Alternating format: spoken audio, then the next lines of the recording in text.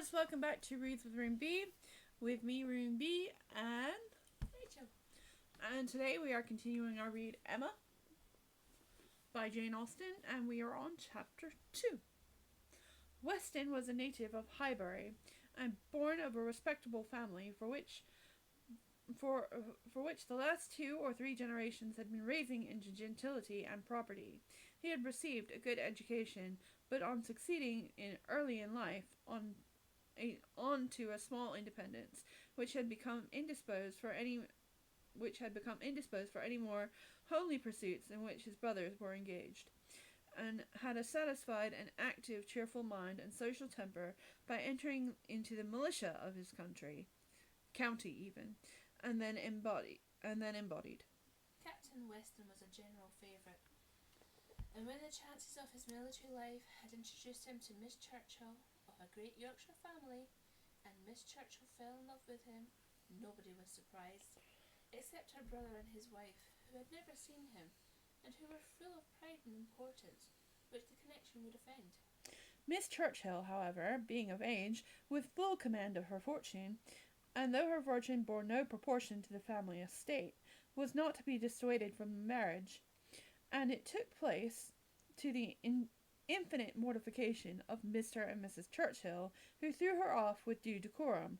It was an unsuitable connection, and did not produce much happiness. Miss Weston ought to have found more in it, for she had a husband whose warm heart and sweet good temper made him think everything due to her in return for the great goodness of being in love with him. But though she had one sort of spirit, she had not the best.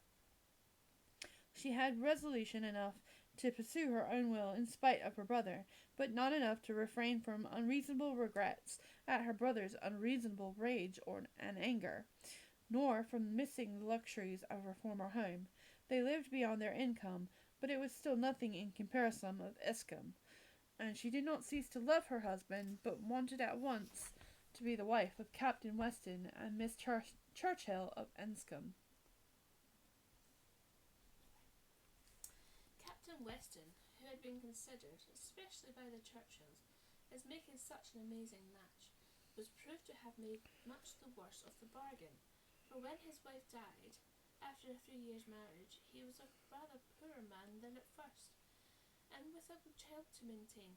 From the expense of the child, however, he was soon relieved. The boy had, with the additional softening claim of a lingering illness of his mother's, been the means of a sort of reconciliation, and Mr. and Mrs. Churchill, having no children of their own, nor any other young creature of equal kindred to care for, offered to take the whole charge of the little Frank soon after her decease.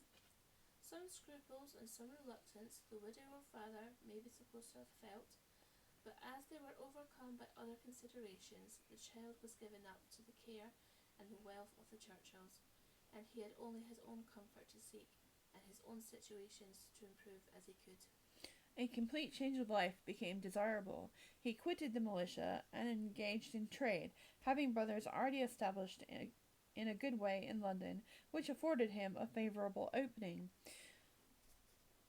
It was a concern which brought him just enough employment. He still had a small house in Highbury, where most of his leisure days were spent, between useful occupation and pleasantries of society. The next 18 or 20 years of his life passed cheerfully away. He had, by that time, realized an easy competence, enough to secure the purchase of a little estate joining Highbury, which he had always longed for, and enough to marry a woman as portionless even as Miss Taylor, and to live according to the wishes of his own friendly and social disposition. It was now some time since Miss Taylor had begun to influence his schemes, but as it was not the tyrannic influence of youth on youth, it had not shaken his determination of never settling till he could purchase Randalls, and the sale of Randalls was long looked forward to, but he had gone steadily on, with these objects in view, till they were accomplished. He had made his fortune, bought his house, and obtained his wife, and was beginning a new period of existence, with every probability of greater happiness than any yet passed through. He had never been an unhappy man. his own temper had secured him from that, even in his first marriage, but a second must show him how delightful a well-judging and truly amiable woman could be, and must give him the pleasantest proof of it being a great deal better to choose than to be chosen, to excite gratitude than to feel it. He had only himself to please in his choice, and his fortune was his own. And for as to Frank, it was more than being tacitly brought up. Who was being more than tacitly being brought up as his uncle's heir, it had become so vowed to an adoption as to have him assume the name of Churchill on coming of age. It was therefore unlikely that he should ever want his father's assistance. His father had no apprehension of it. His aunt was a capricious woman and governed her husband entirely, but it was not in Mr. Weston's nature to imagine that any caprice could be so strong enough to affect one so dear, as he believed, so deservedly dear, that he saw his son in London every year, and was proud of him, and his fond report of him as a fine young man had made Highbury feel sort of pride in him too.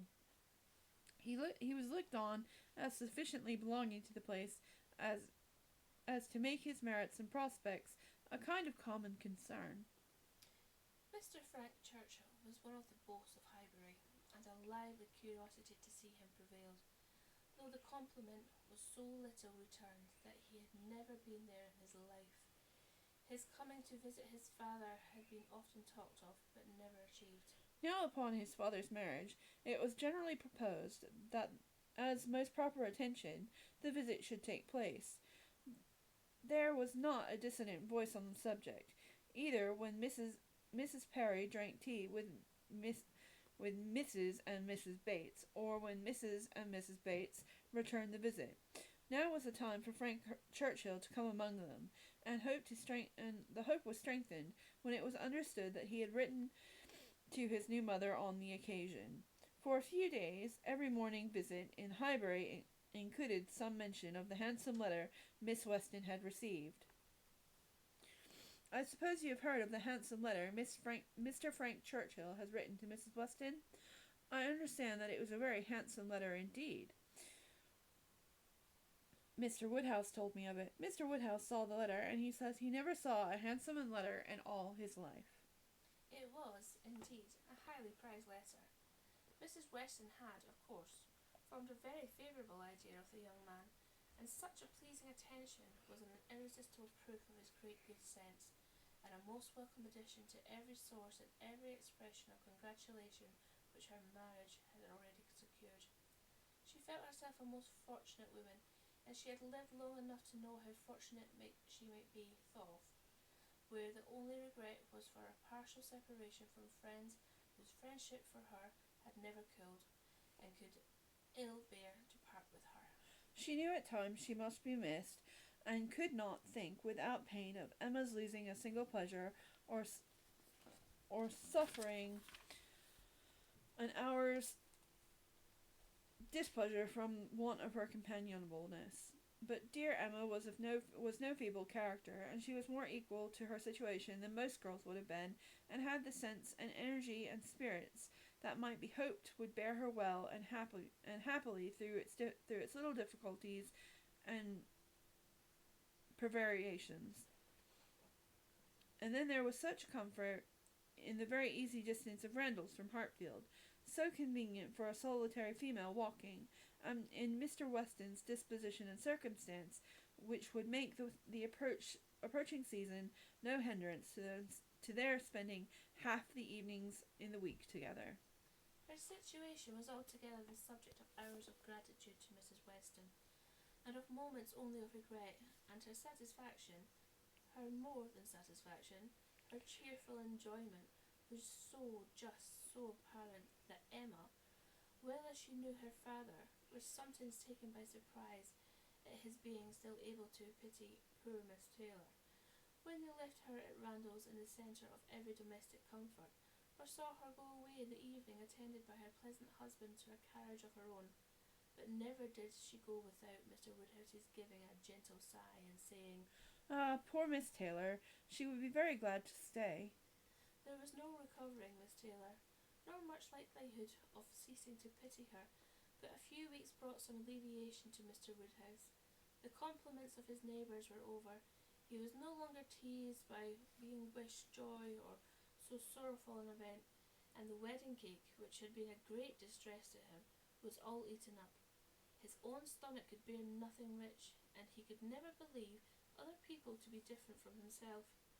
What was unwholesome to him he regarded as unfit for anybody, and he had, therefore, earnestly tried to dissuade them from having any wedding cake at all, and when that proved vain, as earnestly tried to prevent anybody from eating it.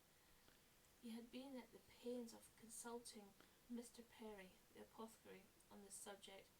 Mr. Perry was an intelligent, gentlemanlike man, whose frequent visits were one of the comforts of Mr. Woodhouse's life, and, upon being applied to, he could not but acknowledge, though it seemed rather against the bias of inclination, that wedding cake might certainly disagree with many, perhaps with most people, unless taken moderately.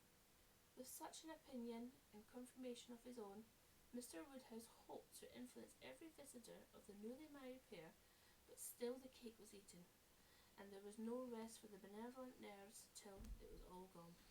There was a strange rumour in Highbury that all of the little Perrys, being seen with a slice of Miss Weston's wedding cake in their hands, but Mr. Woodhouse would not believe it.